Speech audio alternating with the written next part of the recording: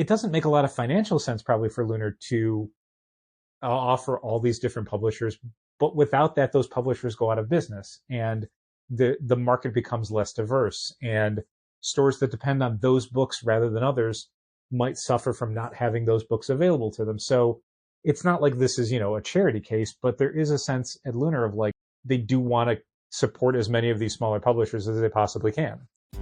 In the Midwest, the best is there waiting, so come and join the conversation. Eisner approved, fan and artist and creator too.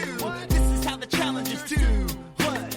Keep the conversation moving along. Keep reading comics, keep your local store strong. If it's hard, then it's a job for the challengers.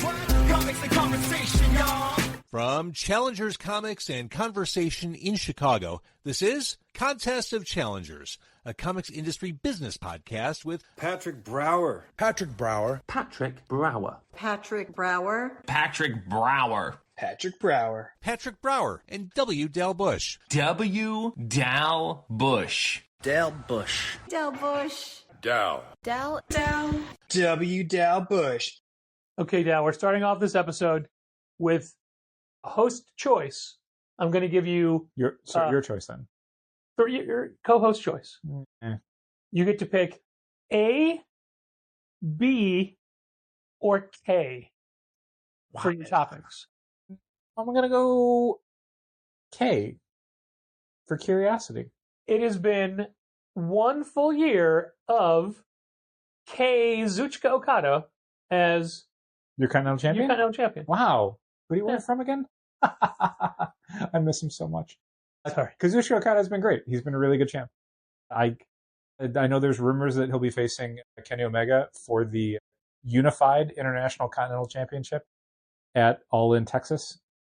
I don't know. I hope he wins both belts. I think Okada, as a weird, cowardly jerk heel, has been great. There's also been a fight in the media, the social medias, if you will, between Mercedes Moné and Athena over the ability of one young Billy Starks. Certainly, Mercedes Moné at last night's episode of Dynamite had some very harsh words for not only young Billy Starks herself, but also whatever mentor Billy Starks may have had that clearly didn't train her well enough and didn't make her able to compete at Mercedes Moné's level.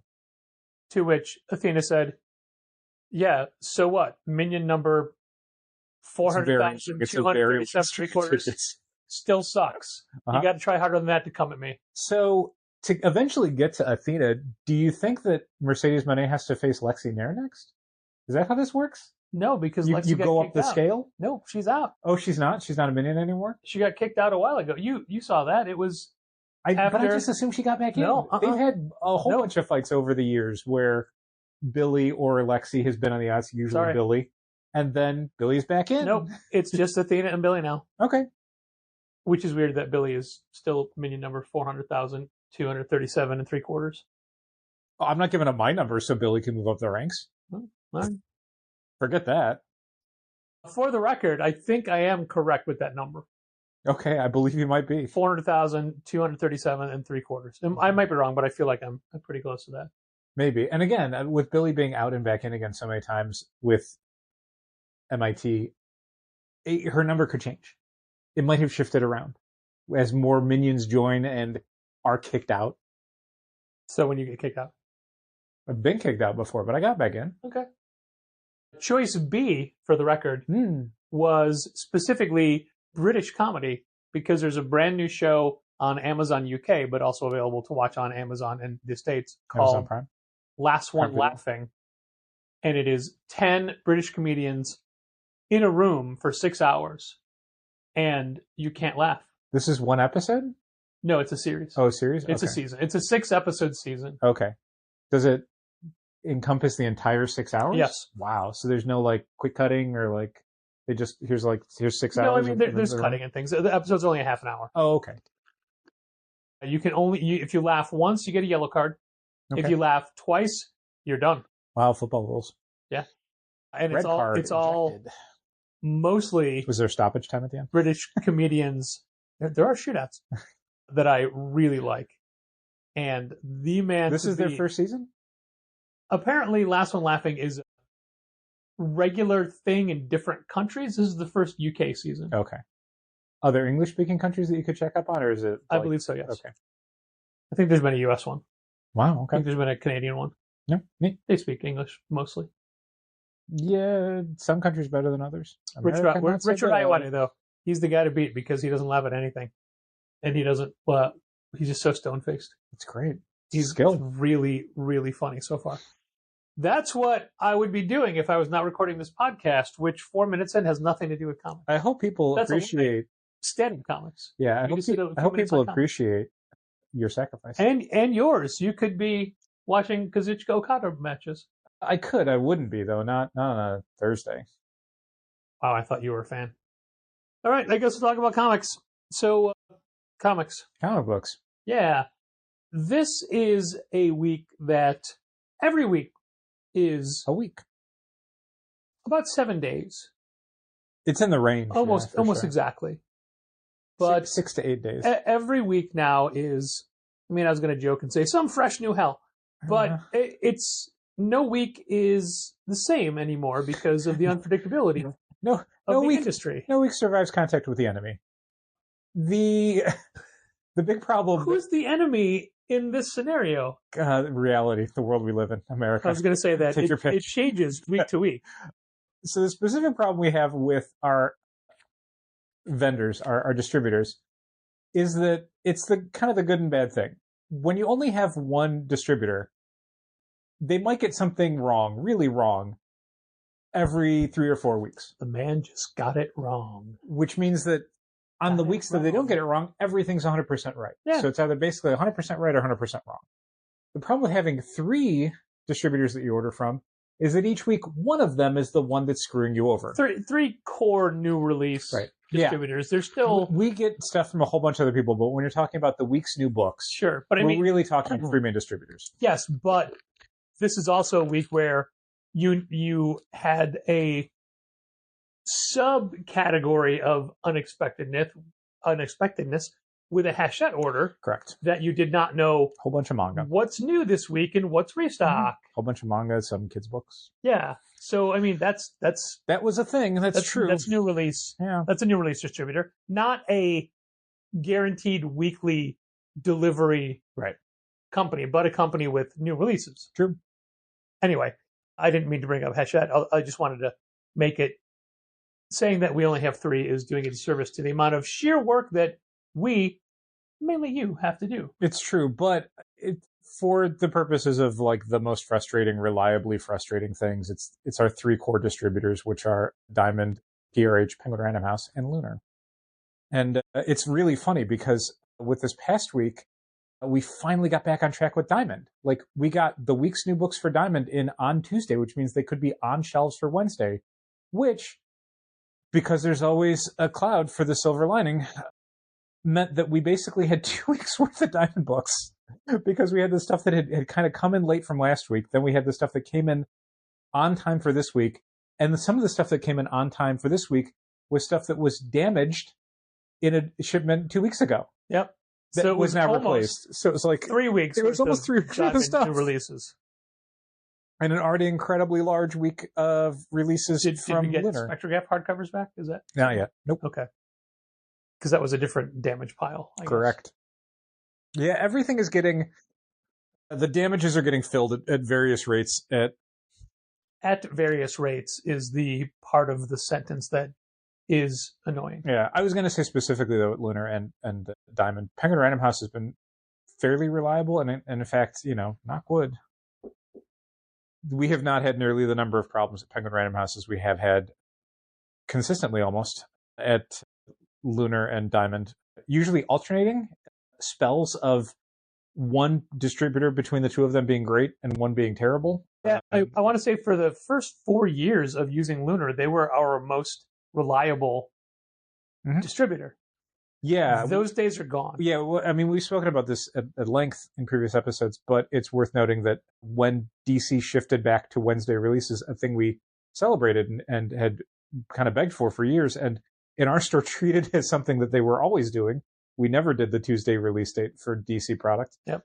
As soon as they went back to Wednesdays nationwide, worldwide maybe, that's when Lunar kind of became a lot less reliable. It broke their system. Pretty much. All the hoops that they had to jump through to get the books to everybody by Tuesday went away. It's like, oh, well, now we have an extra day, but somehow that extra day costs us like up to 5 extra days. Yeah, 2 to 3 days. Yeah. I mean, if you think about getting the books, at some points we're getting them on the Wednesday before. It was great. Now you get them on the Monday. Frequently. And Yeah. in fact, it looks like this week is probably going to be the same thing. It definitely does. We have not gotten any tracking information. Oh. The bigger the weeks, and I dare say that this upcoming week is probably the biggest week we've ever had, certainly in recent memory, certainly in recent dollar amount. Yeah, as far as new product goes for this week, and really there's only a few things that are in there that are not new product for the week for our Lunar order. It's the largest dollar amount I can ever remember seeing.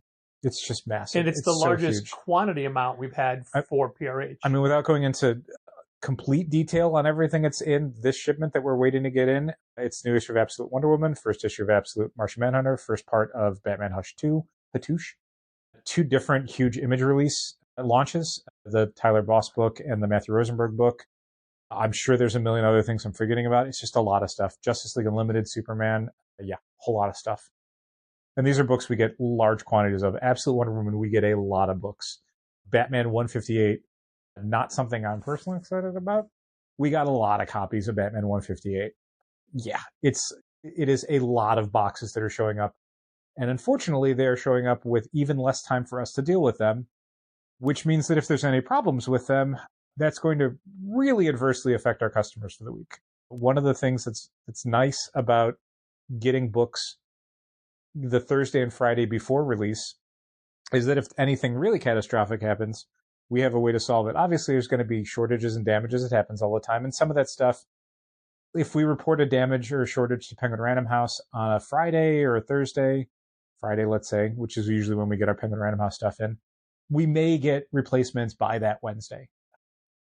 If we're getting stuff on Monday, the fastest we're going to get replacements is probably going to be like Thursday or Friday. And that's the fastest it's going to come in.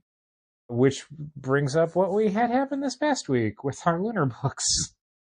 Which, it was a bigger week than normal, so that means it takes them longer to pack and to ship and longer to get there. So they showed up Monday for Wednesday on sale, but that means you had to handle it by your lonesome.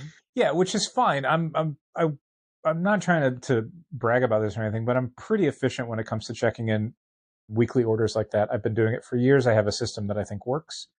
And certainly the days that I have to work on it, like Monday, in the afternoon, it's not super busy. So I can really concentrate on it and burn through it faster than I could, if it was a Saturday for you, Patrick, or a Wednesday for both of us, where there's a lot going on and a lot of things, and you kind of have to start and stop a whole lot. And I'd known that they were coming in Monday, so I was able to move a lot of my Monday work over to Sunday to kind of like prep early so that whenever this stuff came in via UPS, I could just jump right into it. And I was doing a great job on it and was getting to the end of the boxes and started to realize, looking at the packing list of what was supposed to be in the order and looking at the small amount of comics left in the remaining box, I thought, oh, not everything that's left off on this list is going to be in this box. They can't possibly fit everything. And sure enough, we were missing hundreds of items. I don't mean like hundreds of titles. I mean hundreds of copies. Hundreds across quantity-wise. a dozen SKUs. So that was a huge problem. Specifically, we were missing all of our Absolute Batman number 6 cover A's, which if you read comics and have been buying comics for a little while, you're probably aware of the fact that Absolute Batman is one of the most successful books on the market right now, and one that's driven a ton of new demand into comic shops. And I dare say our biggest seller. Yeah, consistently every month. And cover A is the one that almost everyone subscribed to. Yep. We do get orders for, the B, C, and D covers. But collectively, if you add all of those pre-orders up, they would not even account for a quarter of our order numbers, our subscriber numbers for cover A. So not having that was kind of a bummer. We were missing 2/3 of our Absolute Flash number 1 cover A's, which again, big book, a lot of excitement, a lot of demand. Certainly didn't want to not have it on Wednesday if we happen to have a rush on it, to put it in Flash terms. So yeah, we were missing what amounted to basically a box and a half worth of stuff from what was already a 5-box order. The good news was Lunar was able to work with us. We reached out to Lunar immediately to say, hi, we're missing all this stuff. Can you please, instead of just bundling it together with the next shipment that would maybe arrive next week, can you please ship it out to us directly, and rush it out and get it out the doors today so that, we can hopefully have it by Wednesday? And they were able to do that, which was great. And huge thanks to Amber at Lunar for working with us and making sure that order was packed and ready to go immediately. Even when I had neglected to say some of the stuff that we were shorted, and got back to her very quickly to say, oh my God, we're also out of G.I. Joe number 5 cover A, all of our copies. She was able to get that also in that same order that was shipped out. So we got everything in on Wednesday via UPS. It's like 12:30, 1 o'clock, something like that. I was a little surprised to see you tell her that, tell them that you owe them big. Yeah. When I thought, no, they're just correcting their mistake. They are, but at the same time, I think they could have been within their rights to just be like, no, it's going to go out with the regular stuff. Yeah. That's their standard policy. I mean, they don't direct ship out that stuff. And I'm not saying you were supposed to be rude or anything, but more just wow, thank you so much. This is really great. Really appreciate it. I think is enough. Not, we owe you big for this. I don't know. I mean, I was very grateful for it. And I think it's worth. I guess what I'm getting at is that I don't feel obligated to pay Amber back. Sure. I'll let that be you. You don't have to. And also, it's never going to come up. I mean, I don't know. They have this magical card. They definitely do not. The thing I want to bring up, and while I'm very grateful to Lunar for working with us, I think one of the reasons why they worked with us on this isn't just that it was their mistake or whatever. Because again, there's limits to which a company is going to go to correct a mistake. Certainly we've screwed things up, and it's there's definitely a threshold beyond which it's no, that's not reasonable to ask for. We will go this far to correct this, and that's maybe as far as we feel like we should go. I feel like a lot of retailers probably, when they reach out to companies like that, like Lunar, they immediately go to, how are you going to make this right? Sure. And you're screwing me here, and a lot of stuff like that. It's if you approach companies, people in a reasonable way, they're probably going to work with you in a reasonable way. And if you try and, explain the situation as, this is going to be adversely impacting my business this week. If you could do this, this would definitely solve the problem for me and reduce my exposure. They're probably going to do it. So last week we had an issue where we had we collectively as a company, I'm not naming names, just saying it's not one of the two people who are recording right now, sent the wrong book to a mail order customer. Mm-hmm. They had asked for a 1 in 25 Transformers incentive. So 1 in 50. 1 in 50, excuse me. Oh, see, there's a mistake right there. Oops. Maybe it was my fault. And they got a 1 in 50 Transformers ratio variant, the wrong number. Mm-hmm. So when they emailed us to say, hey, I got the wrong book, can you please send the right book? I will return this one. And because they offered to return it and didn't say anything about, demanding us pay for shipping or whatever, right? I just said, keep it. Yeah. It's just easier. It's fine. It's just easier. I mean, I know it was a $25 book that we just gave them, but it's a $30 book. It was our mistake. And they shouldn't have to go through that extra effort. Sure. Personally, if it were me, I'd be really put out about having to repackage the thing up, taking it to a post office. For sure. Yeah. But because they didn't make any demands, I'm like, yeah, they can have it. Yeah, it's fine. If they were jerks about it, I would have made sure they would have had to definitely return it. Sure. Petty? Yeah, maybe. But it's just when you treat people with a little bit of respect. Yeah, or just basic human decency where there's a realization that the thing that you're corresponding with isn't a company, it's a person who works at a company. And you can treat them with a little bit of respect and decency. That doesn't seem like an impossible thing to ask for.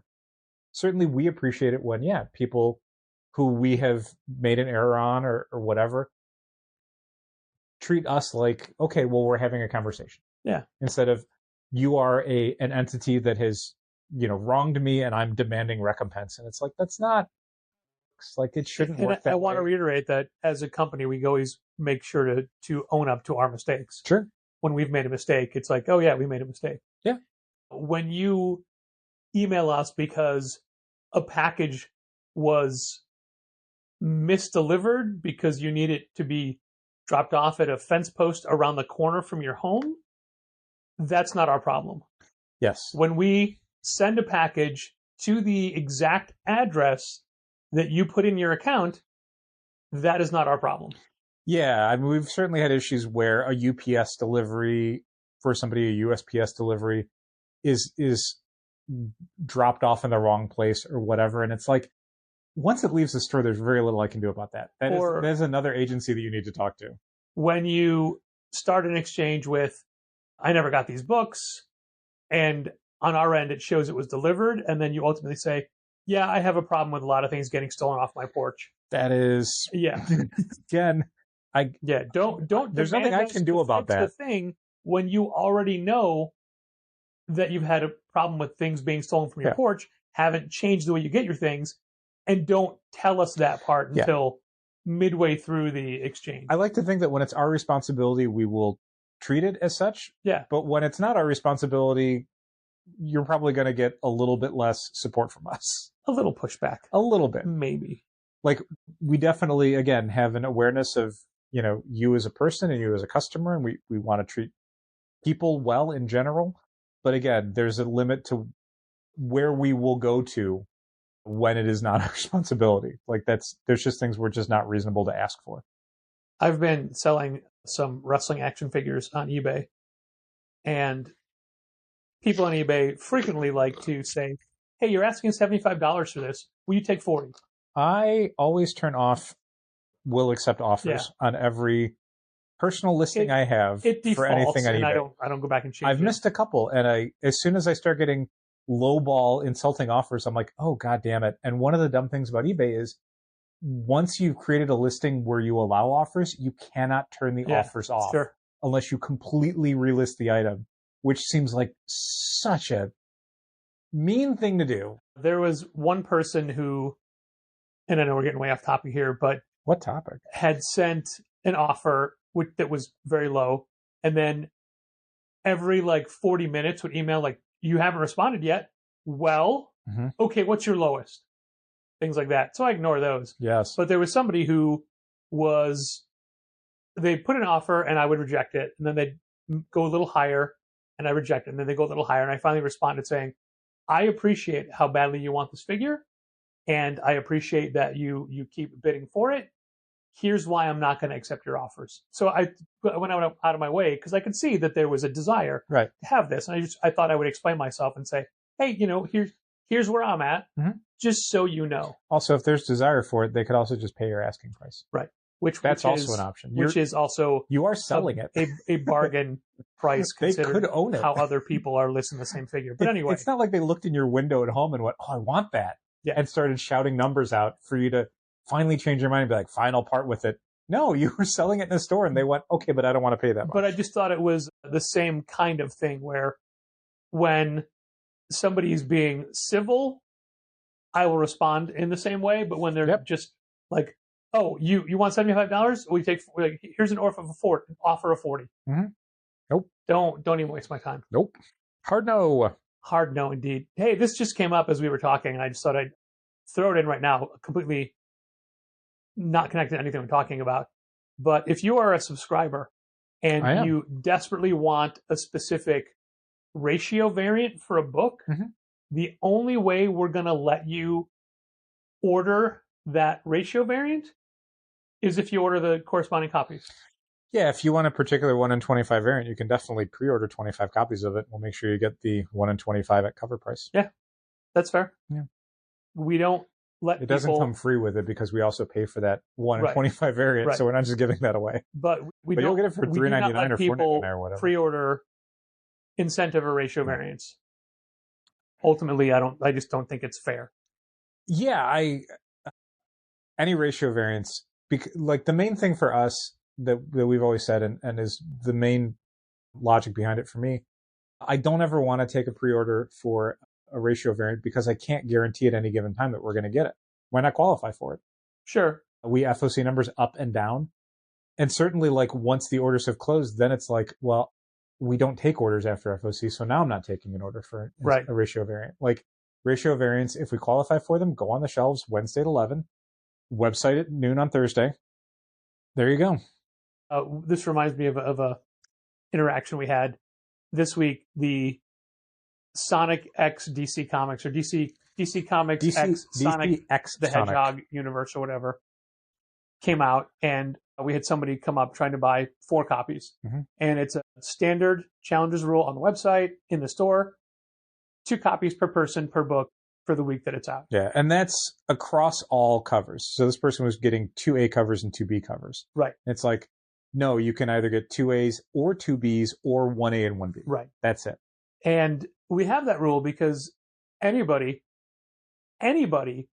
is welcome to pre-order as many copies as they want, so long as they get the orders in before the orders close. And the other thing, for me at least, is more that if we don't limit, even the person who wanted to buy 4 might have been unable to do that. Right. Because what if somebody comes in first thing and buys literally every copy we have? If we don't limit, then maybe one person gets every copy, and I don't ever want to deal with that. Right. But also, you have the ability to get as many copies as you want, so long as you tell us in advance. Yeah, we had someone this week, a subscriber, wanted a bunch of different Marvel Rivals covers, the variants for the different Marvel books that were coming out for the week, and they ordered 3 of the Avengers variant. And if they'd come in to the store, we would have said, no, you can only get 2. But they pre-ordered it ahead of the cutoff date. They got 3. Yeah. Done. It's in your box. Waiting for you. So this person wants to get rung up, and I'm like, oh, I'm real sorry. We have a limit of 2 copies of any title, per day for the first week release. And I did point to the sign, just so you know, it is right here. It's not something I'm just making up. And they responded with, oh, but I really wanted to get one for my sister. Okay, well, you're still getting 2, so your sister can have one of those. Yeah, exactly. You are getting one for your sister. But they chose to get one of each cover, which I assume was for themselves. Correct. Much like people who will always try and get an exemption because they need to get one for their friend who can't make it in. I don't think the sister exists. Well, but I mean, if you want to get one for your friend, you're buying 2. There's one for you, one for your friend. Sure. Also, I'm just saying I think people are making it up. Sure. Your logic is lost on them because there is no sister, there is no friend. Right. Also, I do believe that person immediately sent their dad in right after, because you had to deal with someone who didn't know anything about, do you have Sonic? And I think that was just genuinely somebody who was interested in it, who similarly did not know much about it. I don't think it was anything nefarious. You gave me a look though, like you were like, oh, this is no. I gave you a look for a different person. Yeah, you thought it was the same person. I thought was the same person who just slicked their hair back and put on glasses. So much so that I looked up the transaction and okay, it's a different card. You thought they were Clark Kenting you. I did. No, I did. What? No. And honestly, part of me was impressed. I'm like, man, that takes balls to do that. Mm-hmm. And it's also kind of working. Yeah. I may not be able to recognize this person 100%. Sure. Wow. But no, it was not the case.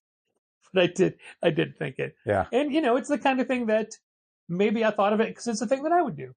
I definitely would not do it. Yeah, I don't know that there's anything that I need multiples of the same thing that I would go to lengths to circumvent a store's rules on it. I'd probably just go someplace else and buy more copies or whatever. It doesn't have to be from Challengers. You don't have to get them all from Challengers. If it's a thing it's not that exclusive to us. You want multiple quantities of, it's 2 liters of Diet Coke. I do, but there's no limit on this. Thank God. What if there was? Oh. Would you put on a cap? No, I would probably just drink less and start getting... Was my twin brother just here buying some? More headaches. Okay, so to finish off the week of annoyances, having the replacement books for Lunar show up on Wednesday. How late into the day? I don't remember. It was like 12:30, 1 o'clock, I think. Yeah, I think about 2 hours since we were open. Yeah, it's certainly past the initial rush, which is sort of sucky. Disappointing for the people that came in as the initial rush. Yeah. I mean, you had mentioned it. I mentioned it in the social media. You put Post-it notes up that say product delayed. Just delayed, because I put it right over the out-of-stock thing, because the last thing I wanted is for someone to look at that and think that we sold out already. And have them come up to the counter and go, are you already out of Absolute Batman? Like, no, we didn't get it yet. Thankfully, no one asked about it, so either they were already informed or they could read the signs and figured out what's going on. But I'll tell you what, Tal, this is one of the rare times that a retailer did not blame Diamond for their mistake. Yeah, right. Yeah, and let me just say that, like, the Diamond order we got in that was full of comics. There was one damaged comic, and I don't even think it was because of how it was packed. It was like a foil cover that had like a scratch on like the middle of the front. Oh. So it's like, this is probably like during packing or during printing. So, and we had one damaged graphic novel that was a total printer defect. It was like the laminate on the cover was warped. Yeah. So Diamond sent us not only an entire shipment on time, the Tuesday before release, which is when we'd always gotten Diamond stuff in the past, but also with no packing damages, which, considering that like a couple weeks ago we had an order that was like 80% packing damages, we're on the right track. Yeah. For what may be our final Diamond shipment. And that shipment was something that we, not a full week in advance like we like, but a few days before, had word that those books were in the next shipment whenever it showed up. So we actually had a list of what was supposed to be out for that week. Mm-hmm. It wasn't on any of our, like our new release page or on our email, because it wasn't confirmed at that point. Yeah, and we were so used to everything being pushed back a week. Yeah. But we are not at that point yet this week. There's no tracking information? There's nothing. No shipments, no list, no. I mean, there's an invoice. You can look at the invoice. What, is there? Yeah. What's supposed to be coming out? So when did it go up? Because I haven't seen it. Tuesday or Wednesday. Really? Yeah. I already looked. It's under the pending, because that's the thing. Like the invoices now won't hit until like the day of release. Is that in a different section altogether? No, it's in the invoices thing, but there's just all right. The last time I looked, there's one the CSV top line. invoice had already been delivered. Sure. So again, it's not going to be the invoice. It's going to be a thing that says like pending this week. Okay. And it'll be just a CSV file. Yeah, no, I've seen those, but I don't recall someone seeing one for next week. Yeah. I downloaded it again Tuesday or Wednesday. Huh. Sorry. Anything fun? I don't remember. I just mean for me.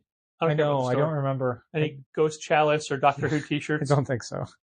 I don't recall there being much in the way of like merch, but maybe there was and I just forgot. There's going to be even less that we're getting from Diamond because it was announced today that Titan is going to be a non-exclusive publisher at both Diamond and Lunar. Yeah.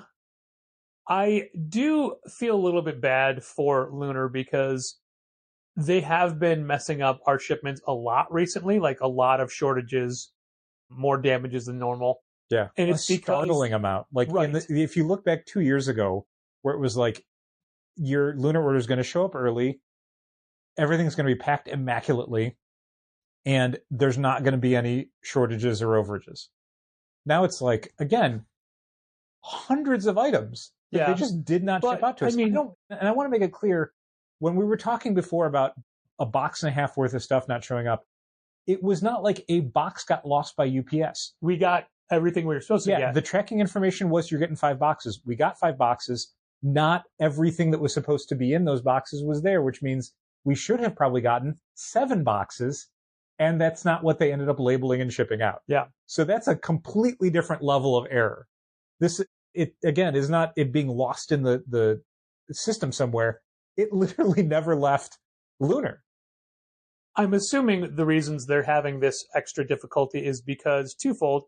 A, they just had an influx of retailers that had to open accounts to be able to get image books. Yep. Because they are no longer going through Diamond. And B, they're getting all these new publishers who are every few weeks it's somebody else. Yeah, flooding away from Diamond. Yeah, opening with Keenspot is a Diamond exclusive publisher, but a bunch of Keenspot books are being listed under ex posse holdings. Yeah.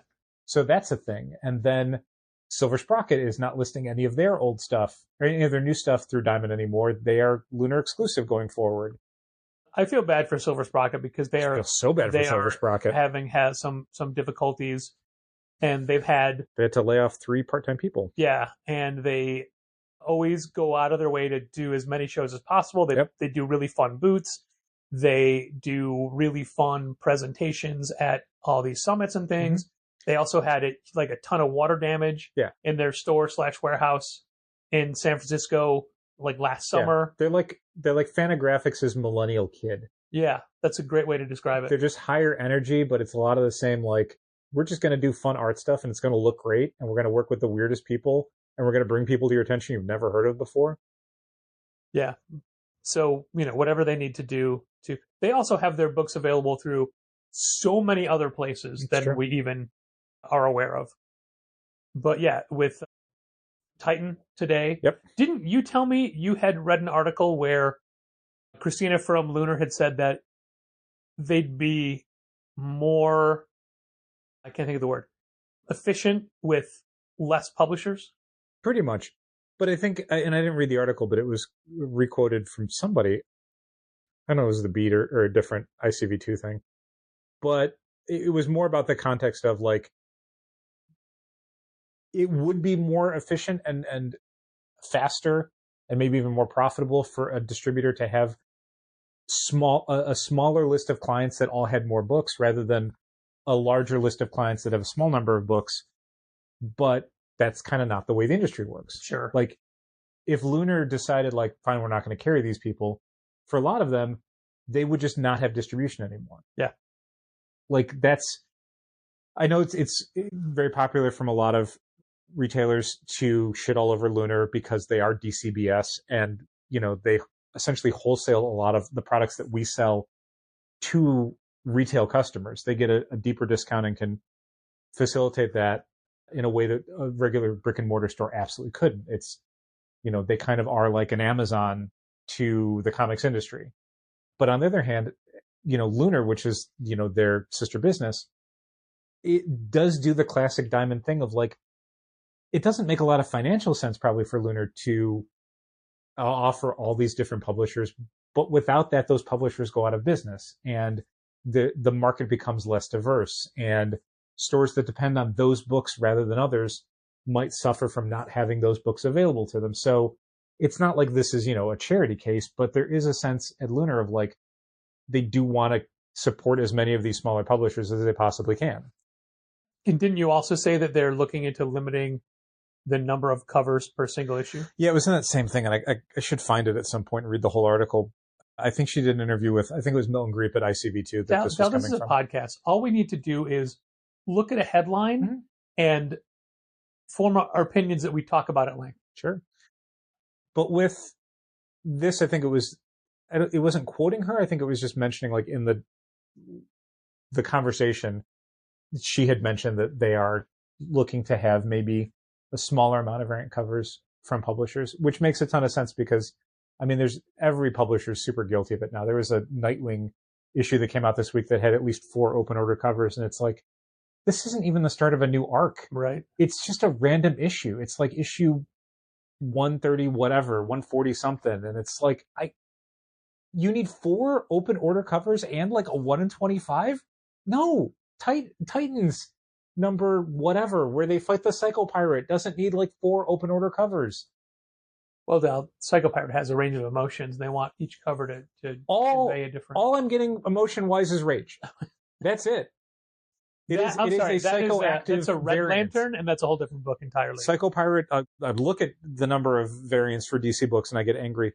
Why are they doing courtside ones? Why do courtside ones need to be like an additional cover, not just the B cover or the C cover? No, that's like the D or E cover. Yeah, if you want to do a theme, let it be your C cover or nothing. Yeah, and Marvel don't do multiple themes per month. Right, and now DC's doing it too, because you got like issues can have like not only the courtside variant, but also April Fool's variants, Jenny Frison Women's History Month variants. Maybe David Nakayama is the artist spotlight for the month. A whole bunch of books did, here's Batman Hush covers too. You don't need that many themes. I have noticed that it seems Marvel has stopped doing a lot of their ratio variants for most of their titles. Yeah, there was a few things recently. I think, it was Wolverine number 8, because I'm like, we're ordering a lot of copies of this because it's an anniversary issue. It's like issue 400 or whatever. I can't remember. Dan Johnson's got a backup story in it. He's got a variant cover, so it's like, we have a lot of demand for that. And then we qualified for 0 ratio covers because like they just didn't do one. Like, okay. On an anniversary issue, no less. Yeah, what? All right. You did a 1 in 25 for the X Factor. That'll also be the last issue of Wolverine that's on my polls. Okay. Speaking of last issues, I'm letting it go. Did you know that NYX 10 is the last issue? Yeah, and also X-Force 10? X-Force, and I heard the same, like X Factor's coming to an end as well. Maybe Sentinels is already over. Yeah. Sentinels was only ever a miniseries, I thought, though. If it was, they never advertised it as such. I thought it was only 5. Marvel, sometimes they say it's a miniseries and sometimes they don't. Yeah, it was funny because I believe a lot of the first rounds of books Tom Brevoort had said that they'd commissioned like up through issue 9. Uh-huh. So then when people got to go, like reading his Substack newsletter, saying like, no, there's an issue after 9. Mm-hmm. Yeah, the last issue. Yeah, it's a little disappointing to me, and I don't read any of the X-Men books anymore from Marvel. I think I dislike all of them. And Do you read X-Men books from somewhere else? I don't read any old ones. I read old ones on Marvel Oh, Limited. that's fair. I'm one of those fans now. Back in your day, The Krakoan Age. That's what I've been reading. Not like exclusively, not like it's the only thing I sit and read, but if I do pull up something on Marvel Unlimited, half the time it's like a Krakoan Age X-Men book, and I'm like, oh god, these were so good. No, I was going to say that it's a little disappointing that for titles that are barely even getting 10 issues, that one of them had to be like an X-Manhunt chapter. yeah. At that sucks. point, they most likely knew it was already going to You only got 2 arcs basically, and you had to accommodate some dumb thing where like Xavier literally runs through your book. That is not fun. At least it didn't have to tie into Assault on Grey Malkin as well. Yeah, those 2 books keep going. When X-Men is the main one, I would tell them to cancel. Keep NYX. I know a lot of people like NYX. One of their favorite books. Our X-Men numbers are so low compared to where they were at the end of Krakoa. Yep. It's sad. It really is, and it's an overall Marvel thing, and certainly I'm not going to get off on my main criticism for Marvel as a publisher, but just speaking to the minutia of Marvel publishing, it seems like nothing's clicking for them, man. Like, people are really excited about Godzilla versus the Marvel Universe, and there's going to be fun for Imperial. Hickman doing a new thing is good. The Ultimate books seem like they still have some excitement to them. But holy shit, man, like almost across the board, every new launch is just like, we have no one down for this. Like the Doctor Strange book that just came out, I know it's a 5-issue miniseries and it's like a bridge book. This is just what they're doing during One World Under Doom until they do another series, Rainbow Bridge book. But just no one cares. Like these things are not selling. And then they make moves this week where they announced 2 things that I was disappointed with both of them. One, Giant Size Amazing Spider-Man #1, which is just an oversized one-shot of a bunch of Marvel characters. But no, Kevin Smith is writing a story. Yep, Kevin Smith and Camo are doing a story. And Chip Zdarsky is writing a story. Great. And Al Ewing's doing this. Okay, fine. But what is this book? It is weird for a publisher to say, you know what? We don't have enough of Spider-Man. You know what I think it is? I think it's their Marvel 1000 or Marvel Age 1000 or their Marvel Universe 1000, whatever, for the year. Well, not even year, for the quarter. It is no secret that Marvel is a company that basically looks at monthly and quarterly comps. What you did last October or last fourth quarter, you need to do next October and fourth quarter. Like that's how it works. So we do the same thing. Right. But like as a publisher, they're looking at it and they're basically saying like, okay, well, we made X amount of money. So what are we going to do to make that same amount of money this year? And you don't get to say things like, well, we had an aberration of like, we released this one book that really blew up. So it's like, okay, well, you need to release another book that really blows up. And if you can't figure out how to do that with an individual title, you have to do that in the aggregate, which means maybe you do 30 different Pichimoko Kimono covers. Maybe you do a whole bunch of Alex Ross timeless variants, and yet no Tony Storm still on the third wave. It doesn't Ridiculous. make any sense to me whatsoever. And that's the frustrating Look, thing. he can do it in color. They just print it black and white. It's not that hard. And that's the frustrating thing for me as a retailer, is that I can sort of see that happening where it's just, they can't seem to make a book that's a hit, but they can make variant covers that are hits. So it's like, yeah, we're just going to do 6 covers to each of these books, and it will be... No, they're doing that strategy. Marvel's Rivals covers are a huge hit, so here comes a book. And then that Marvel Rivals book, which was 6 digital chapters being collected into one $6 book, is going to do fine. It'll do well, but that's not like an ongoing series, and it's also not their core product. I had a real why can't you do time an Avengers book that sells better? Deciding which Marvel book to call out for the week after next on the new release board and Matt, and it came down to Daredevil: A Cold Day in Hell, Okay. Marvel Rivals. Marvel Rivals. I think I picked Daredevil. Wow. Okay. Because it's the Dark Knight, but for Daredevil. It's like Sure. Daredevil's Dark Knight. But Marvel Rivals, there are more people playing Marvel Rivals than have read collectively every Marvel comic for this year. Yeah, but the people who will see this will be checking out Sure. and seeing it on the mat at the front and might be like, oh, what is that Daredevil book?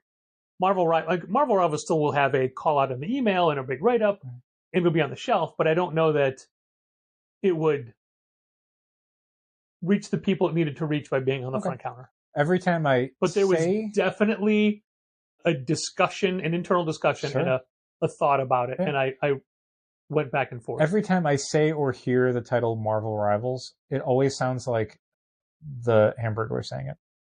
Marvel Rivals. Every time. Also, in their own write-up for Daredevil Kills the Marvel Universe one last time or whatever, they specifically said you'll get to meet a bunch of different Captain Americas. It's Captain's America. Captain's America. They got the plural wrong. Yeah. I fixed it. And maybe it's a captain for different Americas. South America, North America. If it is, I will retract that and apologize to Marvel in writing. Yeah, like maybe it's like Captain America's larger organization. Captain America's. Don't think it is, but who knows? Also, that's trademark copyright, Challengers Comics 2025. Chip Zdarsky can't steal that. That's fine. It's in the air. Nope, it's out of the air. It will have a pulled it out of the air. I'm saying like it'll have a date stamp as to when that went out. So good. It'll definitely have this is proof. Yeah, as it is March 20th at 8:16 p.m. So that is when this was birthed into existence. Yeah, everyone remember that part. Everyone remember. Do it. Just remember it. So do it. Do it. What were we talking about before I made that little? Oh, right.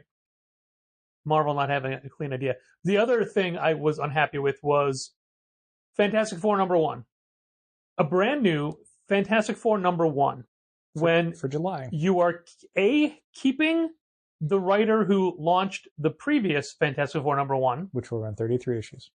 Which will have been at 33 issues when they're starting over. B, they are relaunching it in the middle of a story. Specifically in the middle of a gigantic Doctor Doom event, One World Under Doom. Like, it's not like they're launching this after that book is over and they've established a new status quo.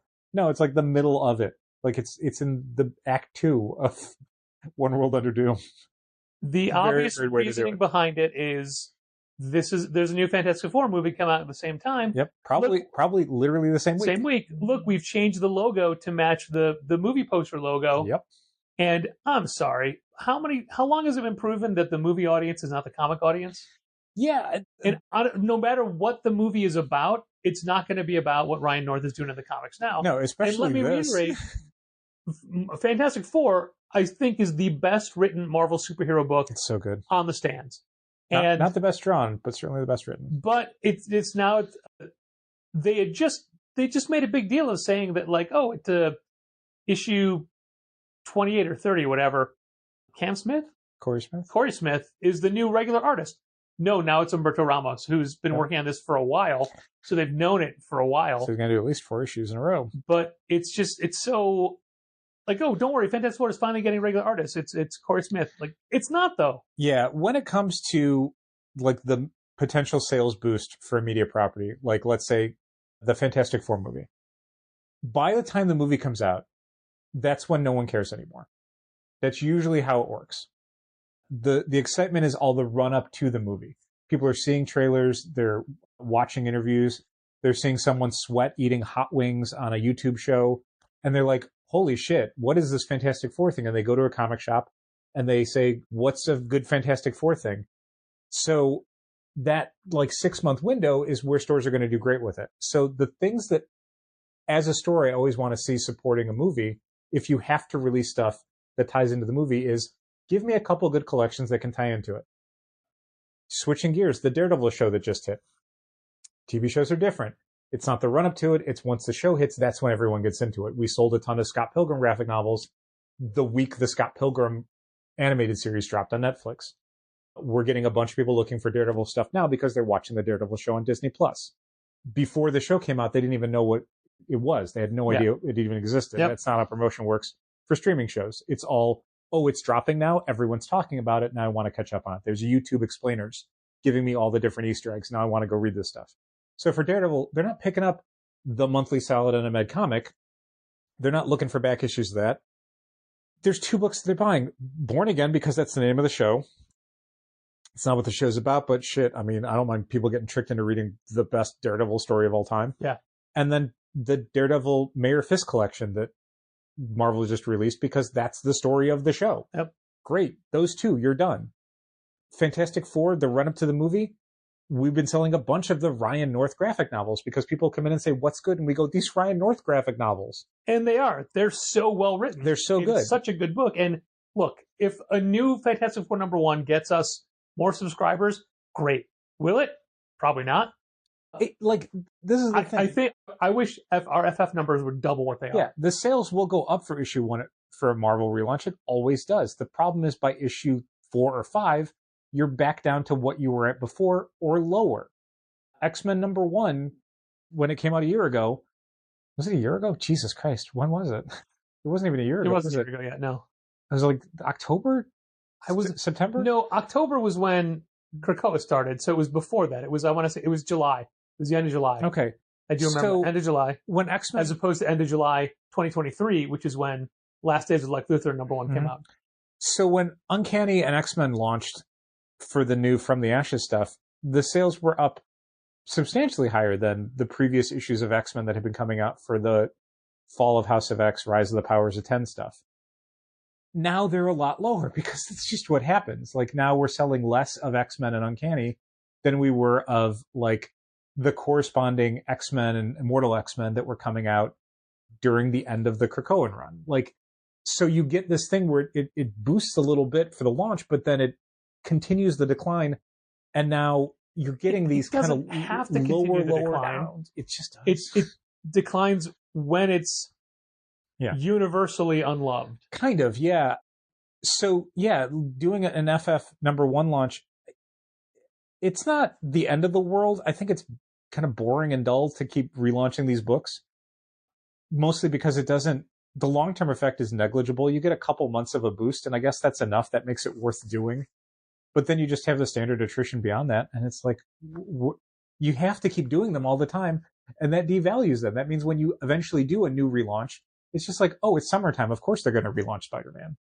It's been a couple years. Yes, sure. Yeah, one of my favorite things in that regard was an issue or 2 ago of Zdarsky Comic News, where he did a full-page infographic of the eras of the volumes of Spider-Man. Yeah. And, of course, it was Chip, so it was very funny. Yeah. But it was just so eye-opening about how frequently it relaunches. It's like the DC reboots. Like, they did... they published for 40 years, and then they did Crisis, and then they did another 20 to 30 years, 25 years, and then they had to reboot, and then about 5 years after that they had to do another reboot. And it's like each of these is diminishing returns, and that's what you're doing every time you do these. Is you get a little bit less of a boost, and you also make what you're doing a little bit less valuable. So this upcoming Batman #1 in the fall, is it the 4th Batman #1? Yeah. So New 52, Rebirth. Yeah, it's 4. 4. I guess 4. In today's day and age, that's nothing. Yeah. Also, it seems weird to do it, but whatever.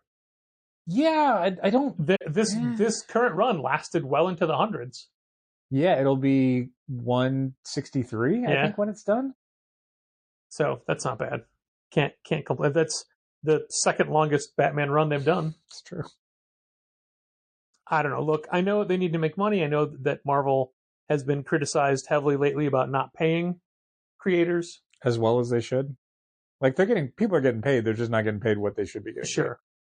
And how they will take a Zoe Thorogood sketch and turn it into a variant cover when it was just supposed to be just a character design to be used in a comic book. Yeah. That goes back to what you were saying before about the Peach Momoko kimono covers. Yep. Those are just convention sketches she was doing.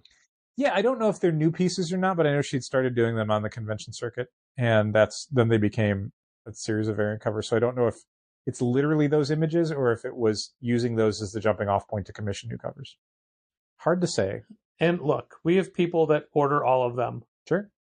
I had somebody this week who got 6 books, Ultimate X-Men, and then 5 Peach Momoko kimono covers. Wow. That was it. Total peach power. Wow. I'm constantly amazed at when I'm breaking an invoice down of how many covers we get, because we do not stock most covers for the shelf.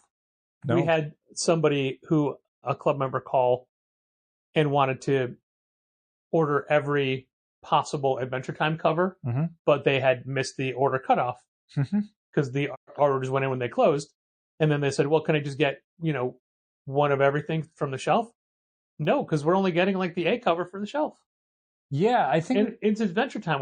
We're only getting a handful of copies. Yeah, I mean, I think I went up a little bit because it seemed like people were coming around on it.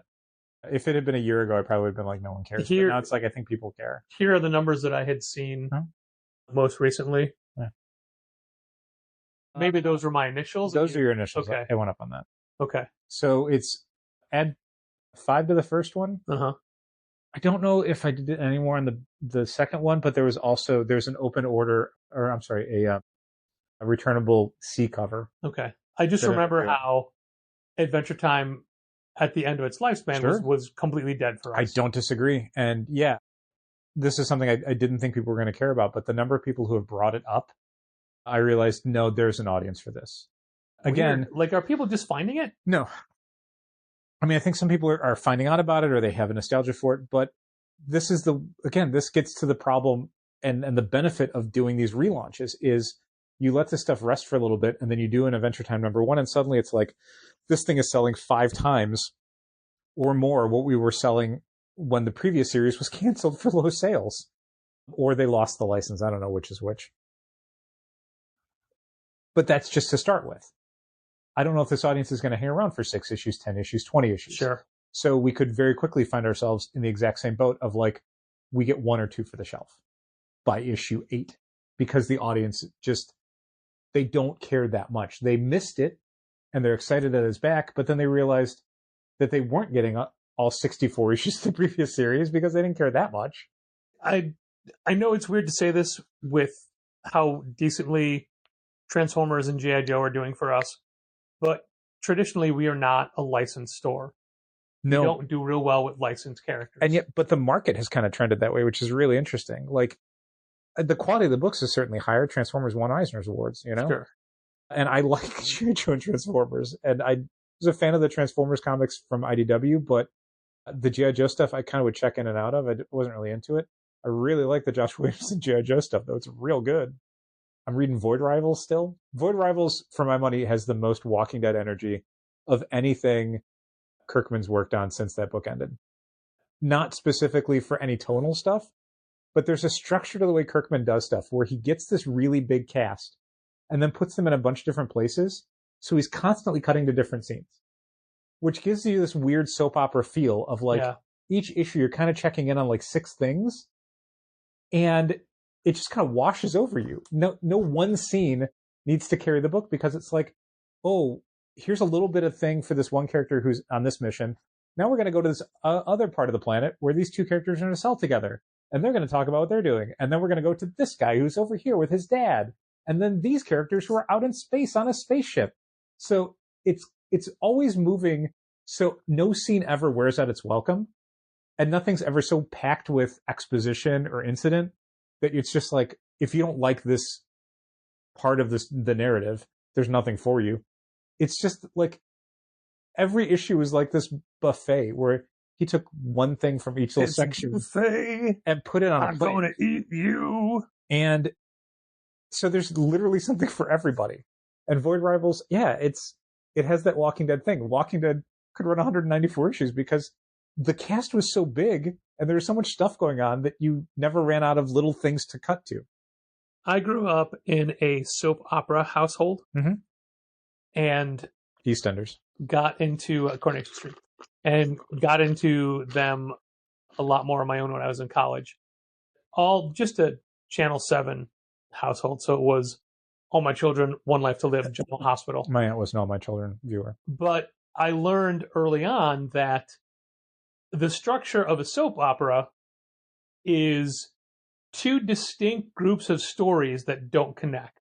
Okay. So you have your Monday, Wednesday, Friday plot lines and your Tuesday, Thursday plot lines. Okay. So you could divorce yourself from one whole subsection and not care. So many people got divorced on those shows, but go on. You could just ignore Tuesday, Thursday if you don't care. Those are always the lesser characters, you know. It's your Raw, your SmackDown. Sure. Without the monthly pay-per-view to bring everyone together. Well, that's a shame. They should do that. Well, it was free TV. Who could tell? Yeah. So I was definitely more of Tuesdays and Thursdays don't matter as much. Sure. Also, class schedules are very different, and I wasn't I'm sure. recording them. No. But yeah, I get it. I do get it. Dal, since you're such a Transformers and Void Rivals fan, I am. Are you down for the new $20 number ones with the voice chips? I am not. I do appreciate that, as required by Hasbro, Skybound referred to the noise that's generated by the sound chips as the conversion noise. That is a crucial Hasbro thing. It's not a transformation noise, because Transformers is a capital T copyrighted term. And if they start using transformation, that kind of devalues the trademark. So Transformers convert. They don't transform. Is it the same noise per Transformers book? I don't know. Like, because there's an Autobot cover and a Decepticon cover. Yeah, well, and they listed as specifically Starscream. So I don't know if there's an additional element to it. Is it somebody just going... So that's the thing. Nothing I've seen has what the sound is. So I don't know if it's just the conversion noise or if there is a character line. Or and what could it possibly be for Void Rivals? There's a whole bunch of Transformers and Void Rivals. Okay. It could be Springer. It could be Hot Rod. It could be Wheeljack. Who else was in there? Beachhead. Was Wheeljack in there? No, Wheeljack is in regular Transformers. It could be Jetfire. Could be somebody else. Probably Jetfire if it's issue 1. Barbecue. Barbecue's a G.I. Joe. So is Beachhead. You didn't. I snuck that one in before. I thought you meant Beachcomber, who is a Transformer. I specifically said Beachhead because he's the first of the silent issue. The silent. Okay. What are they called? Silent missions. Silent missions. Yeah. So that was prevalent on my mind. Hey, so I want to mention a couple of books that I read while we have a few minutes left. I read one tiny thing on a DC site. First of all, this week, Absolute Flash #1 came out, and whenever somebody came up to us and said, "How is this?" I let you answer. Okay. Because I wasn't as thrilled with issue 1. I know. I read Absolute Flash #2. Mm-hmm. Changed my mind on the whole thing. That's great. It is. I didn't read the preview of that because I'm going to be reading it issue by issue, so I don't want to get ahead. There's so much more going on than I realized. That's great. It's at the same time very Flash superhero-y and also very like, what the fuck is this? Yeah. I don't. How is this happening at the same time? And so that character we've been seeing, that's who that is. That's cool. Yeah. Okay. Good work, Jeff Lemire. You turned me around. Nice. I didn't dislike Flash, but I didn't want to yuck anybody's yum over the book because I wasn't as enthusiastic. Sure. And everybody else who was getting it was really wants it to be good. And I did too, but it didn't hit that for me. Sure. George and I have been reading Flash since the trial of Barry Allen when it was Carrie Bates and Carmen Infantino. Sure. Like, Flash is a mainstay. Like, I think Flash is the DC character we've read the longest. So I always want Flash to be great. Mm-hmm. And I didn't get that feeling from 1. Got it from 2. Yeah, so, I mean, I can't speak to what was in issue 2, but the thing I really liked about issue 1 is that... people running fast. That's the thing. So issue 1, like, one of the problems with the Flash as a character in superhero comics is that his main thing is, like, running really fast. And that's a super cool power in the 1940s and 50s, but nowadays it just feels, like, insignificant. So they usually, like, superpower him up, where he's running through time and he's, all the weird science facts and stuff. And I'm sure that's going to be part of it. But with issue 1, the thing they really got into... Sure you didn't read this? No, I mean, I don't want to spoil issue 1, but that's in issue 1 as well. Sure. But the thing that they really get across in issue 1 of Absolute Flash that I liked is that they really kind of dialed it back to, like, if you're a kid and you're reading Flash, like, what is the optimal thing you should be taking away from it? What is the core enjoyment of reading a Flash comic? And the idea is, like, killing your mentor. The fantasy of, escapism, of running super fast and being able to go anywhere and that the freedom of that. And I thought issue 1 really centered that as a thing that the book wanted to talk about. Because I think with Flash, you don't have the same thing you have in, Batman or Superman or Wonder Woman, where there is such a core metaphor that you can sort of subvert or you can alter to get at different things. Like, Batman is moving from talking about like war on crime to the idea of kind of the way society is warring against itself and how Batman responds to that. And Superman is more about like ecological collapse and rich people destroying the earth. Flash doesn't have that core thing. So the idea of making it more like, what is the joy and terror of freedom, of being able to go anywhere and do anything? Like, what is that? How do we talk about that? And using it as like teenagers, because teenagers have that. The idea of, I want to get away from this thing. I want to go and become the person I want to be. But also the fear of like, I don't know how to do that yet. I don't know. What if I do it wrong? I thought Absolute Flash #1 did that really well. I did read the first chapter from Summer of Superman, because that's all they put up on the I didn't, DC because site. it's just the one chapter. I'm like, forget it. It's real good. Yeah. So Jorge Jimenez is drawing the entire issue, and it's got 3 writers: Mark Waid doing the first part, Dan Slott doing the second part, and Josh Williamson doing the third part.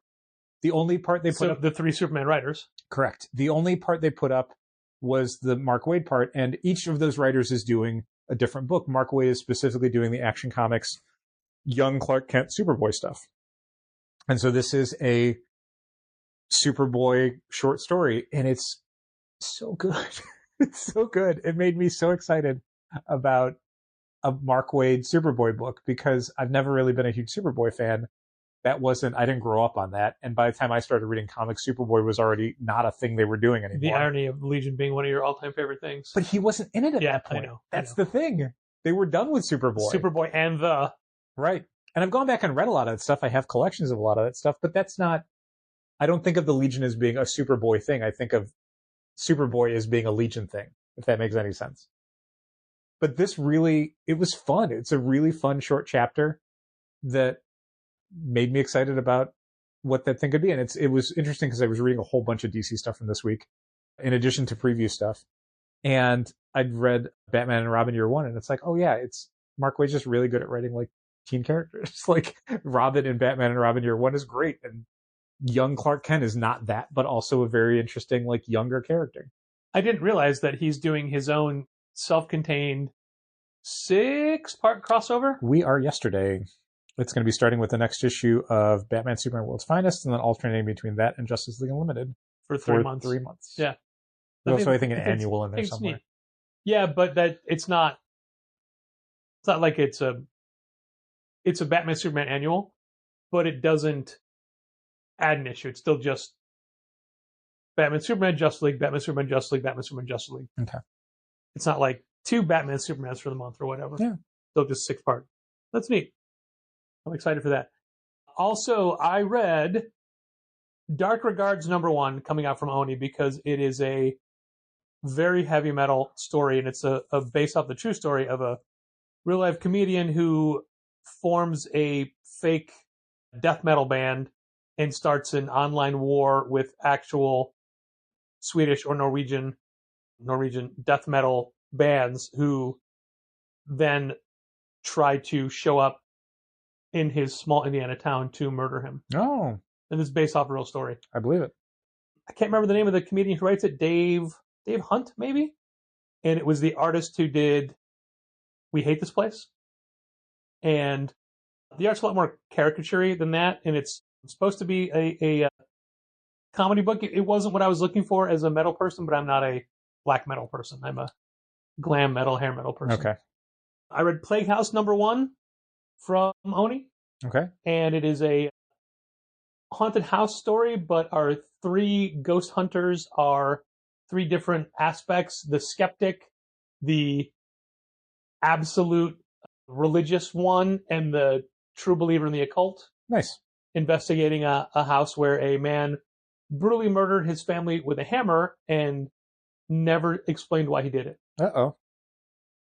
It was better than I expected it to be. Cool. Battle Beast 1 and 2 from Image. Yeah. Invincible Presents. Mhm. It is a book that fits in Invincible continuity. Invincible is still a going concern at this point in the story. And if you remember, it takes place during the main run. It doesn't. Yeah. It's not after everything. I mean, it could be after too, but I mean, where we start is like the book starts with Battle Beast just having kicked the shit out of Invincible. Okay. And basically, the premise of the book is Battle Beast just wants to find somebody who can beat him so he can die. Okay. And it's him going into situations as found by his sentient ship that he took from people that he murdered. Okay. It's a very brutal, very Invincible-esque book. It's by the creative team, Robert Kirkman, Ryan Otley. Exactly. So if you're missing that Invincible itch, it's right there for you. Nice. And I think I've heard a lot of people have enjoyed season 3. I haven't started watching it yet. I have just finished episode 1 of season 2. And I read Resurrection Man 1, 2, and 3. Quantum Karma. And it is a whole new kind of take on Resurrection Man. I know you had mentioned it an episode or so ago, but I hadn't read it. It really feels like a book that's a cousin to Rare Flavors. Okay. The Ramvi book about the demon who likes good food. Sure. So there's definitely like food and eating is definitely a high concept in this book. Okay. I like it. It changed. I don't remember enough of Resurrection Man, or it makes some major changes to his origin. I mean, it's been 20 plus years since I've read a Resurrection Man comic. It's been a long time. There's definitely things I did not remember in it, and it is a point in Resurrection Man's life where he is remembering every life that he's had, including lives he could have had. Oh no! From different variations of changes he's made. I liked it. I think that it was a bold move of DC to give us the first 3. Yeah. The art is definitely not your superhero standard, but it works really well. That's great.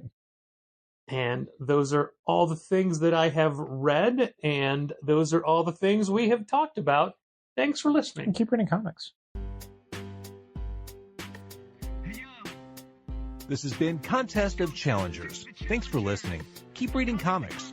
Challengers is located at 1845 Northwestern Avenue in the Bucktown neighborhood of Chicago. 773-278-0155. Keep up to date with new releases and events at challengerscomics.com. And help fund this podcast at patreon.com/challengers.